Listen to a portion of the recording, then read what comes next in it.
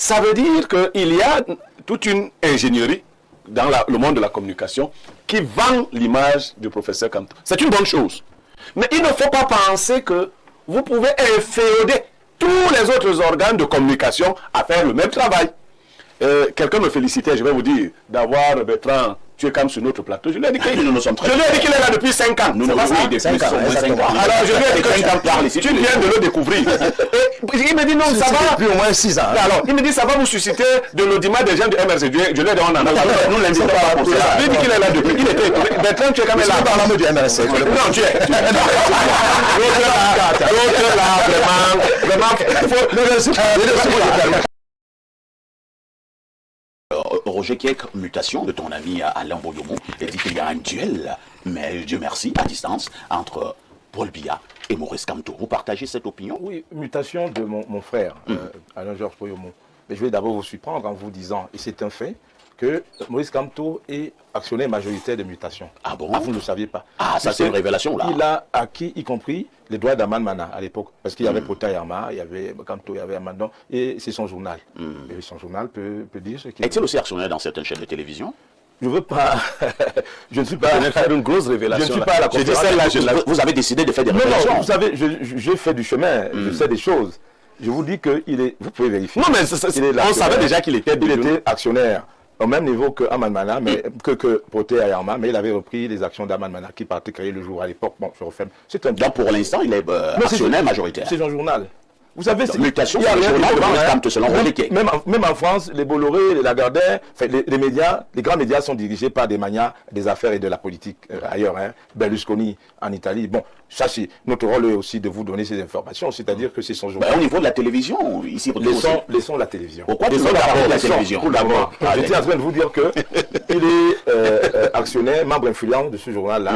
Et je crois que sur le plan des contenus, vous savez, les contenus sont aussi influencés par ceux qui détiennent le capital. Parce que quand vous mettez un duel, j'aurais voulu, rentrons donc dans le débat profondément, la rhétorique, quelle est laquelle? Paul Biya, contrairement à ce que vous pensez, il est le président en fonction, le président sortant. Son mandat s'achève le 6 novembre. Parce que le mandat prend effet à partir de la prestation de serment. Et la loi dit qu'il a entre 20 et 40 jours pour convoquer la prochaine élection. Bon, alors ce mandat, Paul Biya est celui qui convoque le corps électoral. Tout à fait. Et celui qui convoque le corps électoral en tant que président sortant et prend part directement à l'élection. Au moins pour sa succession. Laissons les débats de le RDPC n'a pas. Non, c'est lui le président en fonction. Maintenant, tel que moi je le vois sur le plan de la sémiologie politique, les actes qui sont posés, le 20 mai, tout ce que vous avez vu, ça traduit clairement que ce n'est pas quelqu'un qui a envie d'aller s'installer au village. C'est-à-dire que la sémiologie, c'est l'analyse des signes, l'analyse pertinente de ces signes-là. Maintenant, en face, vous avez quelqu'un d'autre qui a un problème de sa non-représentation dans les institutions telles que le Parlement, les conseils municipaux, les conseils régionaux, etc. Et face à cela, il est dans l'obligation de réunir 300 signatures, n'est-ce pas? 300 signatures, ou alors de se faire porter par un parti politique qui est représenté, c'est-à-dire qui a pris part aux dernières élections et qui a eu des élus. Quelle est donc la bataille profonde et pertinente, la bataille politique ou le duel entre les deux? Je pense que Kamto est dans son rôle d'opposant politique, d'animation de la scène politique. Il faut animer, il faut faire rêver les gens qui aspirent au changement. L'homme contemporain aspire au changement, mais profondément et concrètement, dans le cadre de ce qu'on va appeler bientôt le respect des lois. Je ne vois pas le duel qui pourrait opposer, franchement. Ateba il a préparé un livre avant de mourir, il me l'avait dit. Cameroun, l'art d'être hors sujet. C'est-à-dire que vous avez les vrais débats, les vrais problèmes qui vous préoccupent, mais vous allez réfléchir sur le crâne de Blaireau Yemek qui n'a pas de cheveux. Comme si c'était une révélation extraordinaire. Non, que non. Franchement, les conditions électorales sont là. Les conditions pour devenir président de la République sont établies. Nous attendons que les uns et les autres jouent franc jeu et se livrent. C'est les partis politiques qui concourent au suffrage universel. Nous attendons le jeu de partis politiques n'est pas un jeu des hommes. Ici, là, les hommes ne comptent pas. C'est des formations politiques, des institutions et le jeu politique. C'est compris, Roger. crois plutôt qu'il y aurait des malentendus entre le chef de l'État et les opposants camerounais qui estiment qu'en 43 ans de pouvoir, le président de la République a fait tellement, il y a eu tellement de verre et de pas mûrs dans la gestion du Cameroun, de beaucoup de filouteries dans la gestion au Cameroun, la gestion qui a été villageoise et kafkaïenne, dont les résultats n'ont pas été escomptés. Faut-il le rappeler? Non, on raconte les faits, parce qu'il faut rappeler que la gestion a été assez villageoise et kafkaïenne, et les résultats n'ont pas été...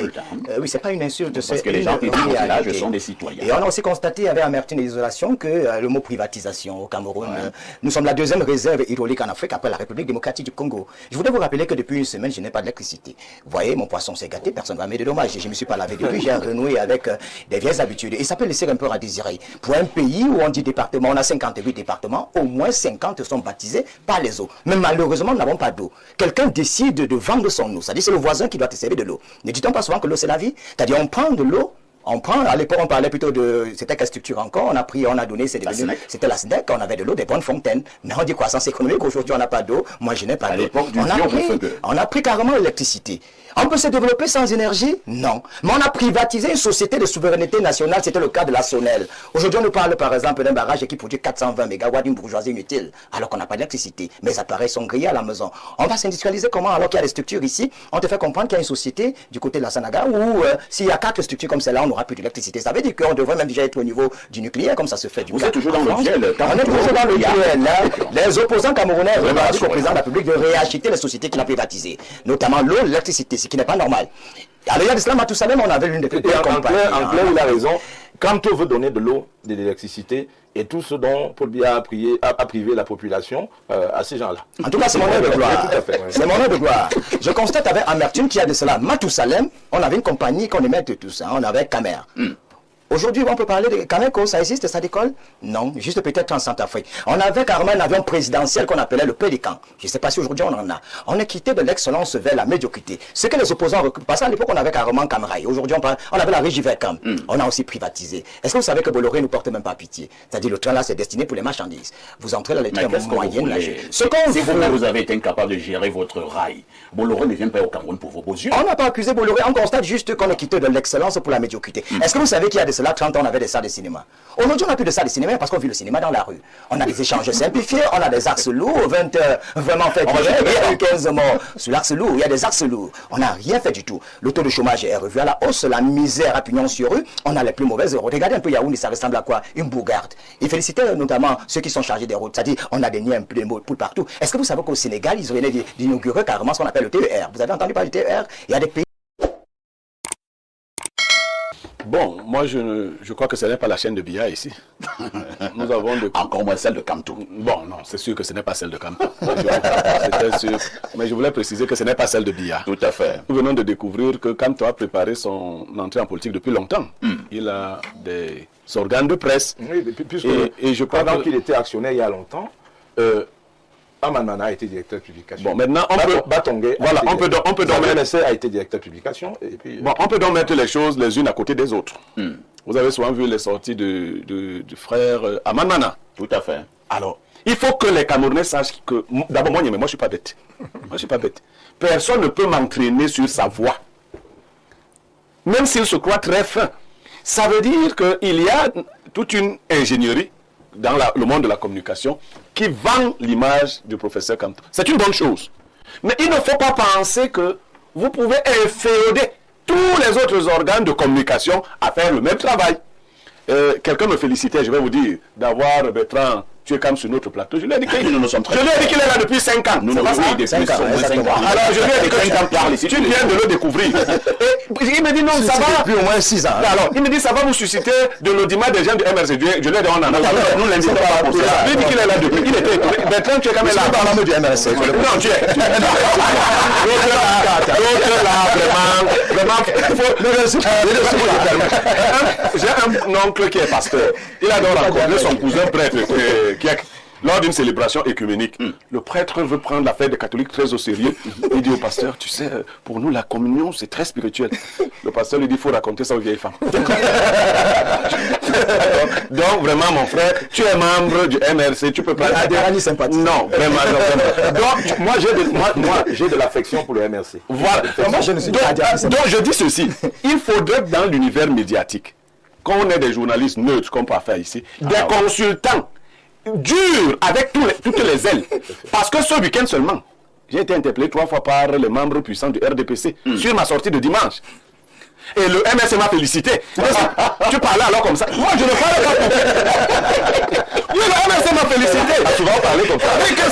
Et il y a même une dame qui m'a dit, on l'appelle dans les réseaux sociaux le port de l'Ouest. Vous connaissez. Elle m'a dit, voilà, tu as la même idéologie que Kamto. Non, ne comprends pas. Pourquoi tu combats? Tu déranges souvent. Tu déranges. Je n'ai pas la même idéologie que Kamto. J'ai mon idéologie à moi. Mon idéologie consiste à combattre tout ce que j'estime ne pas être correct. Donc, il faut ici donc dire que pendant que Mutation va de manière très fine faire la promotion de Kamto, d'autres ne sont pas obligés de la faire. Il y a des journaux de droite, de gauche, voilà. centre, Et que cela ne nous provoque pas de l'animosité sur la place publique. Qu'on ne taxe pas les journalistes qui ne soutiennent pas Kamto d'être des sardinards. Il faut enlever les journalistes. Vous qui soutenez Kamto, vous n'êtes taxé de rien.